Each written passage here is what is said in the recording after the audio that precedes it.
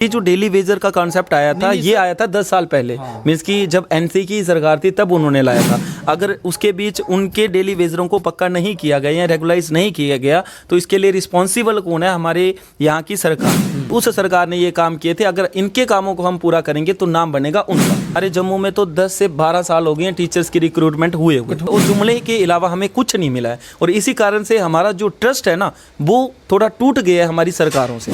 उनमें भी कमियां हैं जो डेली वेजर लगाए हुए हैं, क्योंकि उनके पास प्रॉपर डिप्लोमेस नहीं है, डिग्रीज नहीं है। जैसे वो बैक एंट्रियां भी बहुत हुई हैं इस डेली वेजर्स में, क्योंकि बोलने और करने में जमीन आसमान का फर्क होता है। ठीक है, तो जो बोलता है वो कितना करता है ये देखते हैं एडवर्टीजमेंट होने के बाद। बोलने को तो हम भी बहुत कुछ बोल देंगे कि ये काम होगा, ये काम होगा, लेकिन एक्चुअल में करेंगे कितना उसके ऊपर हमें बिलीव करना पड़ेगा, क्योंकि अभी तक हमने बहुत सारे जुमले सुने हैं। ठीक है, तो जैसे कि 2-3 दिन से बहुत एक न्यूज़ वायरल हो रही है जिसमें बताया जा रहा है कि सुनने में आ रहा है कि हमारे उमर अब्दुल्ला साहब ने एक मीटिंग रखी थी जिसमें कि एक बहुत बड़े फैसले लिए गए हैं, जिसमें कि डेली वेजर का भी जो मसला है वो वहाँ पे उसके ऊपर डिस्कशन हुई है, अच्छे से चर्चा हुई है सर।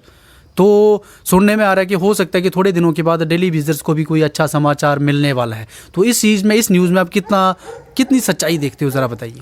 देखिए सर, ये खुफिया एजेंसी के द्वारा, खुफिया एजेंसी तो नहीं बोलूँगा क्योंकि उसके बारे में प्रॉपर इन्फॉर्मेशन नहीं है किसी के पास भी कि मीटिंग हुई है या नहीं हुई है, लेकिन कुछ मीडिया चैनल वो चीज़ दिखा रहे हैं कि ये मीटिंग हुई है। अब ये कितना सच है ये पता चलेगा जब बिल पास होगा या उनके लिए कोई एक्शन लिया जाएगा तभी कि रियलिटी में मीटिंग हुई थी कि नहीं हुई थी। अगर हुई है तो बहुत अच्छी बात है, क्योंकि होनी चाहिए थी, उनका भी मुद्दा सुनना चाहिए था, क्योंकि बहुत देर से वो डेली वेजर ही रह रहे हैं, क्योंकि उनको उम्र हो गई है डेली वेजर में ही काम करते करते, और कुछ तो रिटायर भी हो गए हैं उसी में। ठीक है, और कुछ रिटायर होने वाले हैं, और कईयों ने तो जॉब ही छोड़ दिया उसके वो वाली। अब ये जो डेली वेजर का कॉन्सेप्ट आया था, ये आया था 10 साल पहले। मीन्स कि जब एनसी की सरकार थी तब उन्होंने लाया था। अगर उसके बीच उनके डेली वेजरों को पक्का नहीं किया गया या रेगुलाइज नहीं किया गया तो इसके लिए रिस्पॉन्सिबल कौन है? हमारे यहाँ की सरकार। ठीक है, लेकिन अब उसके एक गैप, बहुत काफ़ी लंबा गैप चला जाता है 10 साल का। ठीक है, 10-12 साल का वो गैप चला जाता है जिस दौरान उनको रेगुलाइज नहीं किया जाता है। अब उनमें भी कमियां हैं जो डेली वेजर लगाए हुए हैं, क्योंकि उनके पास प्रॉपर डिप्लोमेस नहीं है, डिग्रीज नहीं है। जैसे कोई पीएचई में कर रहा है तो उसके पास पीएचई का डिप्लोमा होना जरूरी है। जो इलेक्ट्रीशियन है उसके पास इलेक्ट्रिक डिप्लोमा होना जरूरी है। तो वो भी उनके बीच कमियां है ना सर? नहीं सर, जिनके पास ये डिप्लोमे वगैरह हैं, जिनके पास डिग्रीज वगैरह हैं, तो उनको तो रेगुलाइज्ड किया जा सकता है। जिनके पास नहीं है तो उनको तो चलो, जिनके पास डिग्रीज डिप्लोमे हैं उनको तो रेगुलाइज किया जा सकता है, लेकिन उनको नहीं कर पा रहे हैं, उनकी एक कमजोरी है। अब यही चीज़ आती है ना, जैसे सपोज करो मैं अगर किसी स्कूल में हूँ, मैं अगर पढ़ा रहा हूँ जो मैंने पढ़ाया है, ठीक है, तो जो दूसरा टीचर आएगा वो वही ध्यान रखेगा ना कि मेरे को इससे आगे स्टार्ट करना है, और ये भी हो सकता है कि इस टीचर ने पढ़ाया इसको छोड़ दो, हम आगे से स्टार्ट करेंगे, क्योंकि ये भी देखने को मिलता है। ठीक है, तो कुछ इसी तरह से यहाँ पे भी होता है कि उस सरकार ने ये काम किए थे, अगर इनके कामों को हम पूरा करेंगे तो नाम बनेगा उनका। ठीक है, तो जिस कारण से वो चीज़ नहीं हो पाती है, एक मिसअंडरस्टैंडिंग की वजह से ये सारे काम होते हैं। अब डेली वेजर्स का जो कंसेप्ट था वो शॉर्ट टर्म रिक्रूटमेंट का जो प्रोसेस था उसको पूरा करना था, क्योंकि हमारे यहाँ पे डिमांड्स बहुत ज़्यादा थी, लेकिन लोगों को प्रॉपर से एम्प्लॉयमेंट नहीं दी जा रही थी, तो जिसके चलते उन्होंने शॉर्ट टर्म के लिए वो एक सोल्यूशन निकाला, लेकिन शॉर्ट टर्म के बाद वो उनको परमानेंट ही वहाँ पे रहने दिया गया, उनको निकाला नहीं गया, और जिसके कारण से उन्होंने बहुत ज़्यादा प्रोटेस्ट भी किए कि हमें रेगुलाइज करो, और फाइनली उनकी सैलरीज भी इंक्रीज़ की गई थी इस टेन्योर के दौरान। बट अब बैक एंट्रियाँ हुई हैं, और उसके साथ साथ ना ही उनके सभी के पास प्रॉपर डिप्लोमे हैं, प्रॉपर डिग्रीज हैं। अब देखो, कोई भी टेक्निकल का काम करना है तो उसके लिए डिप्लोमा डिग्री होना मस्ट है। ठीक है, लेकिन इनके पास एक्सपीरियंस था। अब एक्सपीरियंस तो मैटर नहीं करता ना, क्योंकि जब भी हमें वो चीज़ करनी है तो उसके लिए क्वालिफिकेशन होना ज़रूरी है, तो एक्सपीरियंस हो या ना हो वो बाद की बात रहती है। अब हम आ जाते हैं हमारी जो जम्मू कश्मीर की इस टाइम एजुकेशन मिनिस्टर हैं सकीना आयतू जी, तो उन्होंने बहुत बड़ी स्टेटमेंट दी है सर। उन्होंने स्टेटमेंट में बोला है कि हम विद इन थोड़े दिनों के अंदर अंदर एजुकेशन डिपार्टमेंट में जितनी भी वैकेंसीज हैं उनको फिलअप करने वाले हैं।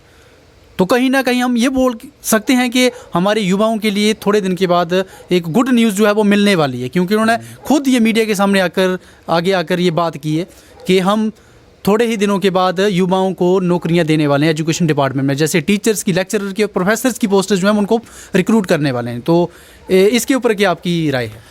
देखो, अगर एजुकेशन मिनिस्टर जो है हमारी सकीना इतू जी, अगर वो ये काम करती हैं या ये स्टेटमेंट देती हैं तो एक हमें उम्मीद की किरण जागेगी, क्योंकि एक बहुत बड़ा गैप हो जाता है जिसमें टीचर्स की रिक्रूटमेंट नहीं होती है। मीन्स कि हमारे जम्मू में तो 10 से 12 साल हो गए हैं टीचर्स की रिक्रूटमेंट हुए ठीक है, तो कठुआ के साथ भी बिल्कुल ही नाइंसाफ़ी हुई है। हमारे यहाँ पे वेकेंट पोस्ट बहुत ज़्यादा हैं, हर स्कूल में 3-3, 4-4 पोस्ट वेकेंट्स हैं, ठीक है। अब उन पोस्ट को फिल किसने करना है? हमारी सरकार ने करना है, क्योंकि हमने नहीं करना है। हमने बड़ी बार बोला है कि वो चीज़ हमने नहीं करना है, और मैनिफेस्टो में जो प्रॉमिसेस किया है उसके बिहाफ पे ये काम कर रहे हैं। अगर करते हैं तो बहुत अच्छी बात है, अगर नहीं करते हैं, जुमला देते हैं, तो फिर इनके साथ भी देखेंगे कि जुमला क्यों दे रहे हैं, कि क्या किया जाए, क्योंकि जुमला देना तो सरकार का काम रहता है और बेवकूफ़ बनाया जाता है ताकि उस टाइम के लिए वो आवाज़ दबाई जा सके कुछ टाइम पीरियड्स के लिए। अब उस आवाज़ को या तो दबाने की कोशिश की जा रही है, या तो हो सकता है कि प्रॉपर से जो उन्होंने वादे किए थे उसको पूरा करेंगे। अब ये डिपेंड करेगा तभी जब एडवर्टीज होगी। ऐसे तो हम यकीन नहीं करेंगे कि आएंगी कि नहीं आएंगी, वो फाइनल तो हमें तभी पता चलेगा ना कि आएंगी तो हम मानेंगे, नहीं एडवर्टीजमेंट होगी तो हम नहीं मानेंगे, क्योंकि बोलने और करने में ज़मीन आसमान का फ़र्क होता है, ठीक है। तो जो बोलता है वो कितना करता है ये देखते हैं एडवर्टीजमेंट होने के बाद। तो सही बोला सर आपने, जैसे कि हमारे कैबिनेट मिनिस्टर सतीश शर्मा जी ने भी बहुत बड़ी स्टेटमेंट दी हुई है पहले कि हम थोड़े ही दिनों के बाद लोगों को डबल राशन देने वाले हैं। जैसे कि पहले मिलता था 5 kg, तो अब हम उसको बढ़ाकर डबल करने वाले हैं। 10 किलो राशन जो है वो हर एक परिवार को जम्मू कश्मीर में मिलने वाला है, लेकिन इसके लिए भी उन्होंने शायद कुछ क्राइटेरिया वगैरह रखा हुआ है। और EWS या जो भी BPL वगैरह है जिनका, उनको ये चीज़ें मुहिम होंगी। तो अगर सर ये 2 काम हो जाते हैं तो उसके बाद आप कितना क्रेडिट दोगे JNK सरकार को, कितना अप्रिशिएट करना चाहोगे? देखिए, अगर जो एलिजिबल है उसको दें तो बहुत अच्छी बात है, ठीक है। जो एलिजिबल नहीं है उसको भी दिया जाएगा तो वो फिर एक गलत बात है, ठीक है। अब यहाँ पे एक कंसेप्ट आता है फ्रीबीज का, क्योंकि वोट बैंक के लिए ये फ्रीबीज का कंसेप्ट लाया जाता है, जिससे कि फ्री में चीज़ें डिस्ट्रीब्यूट करना।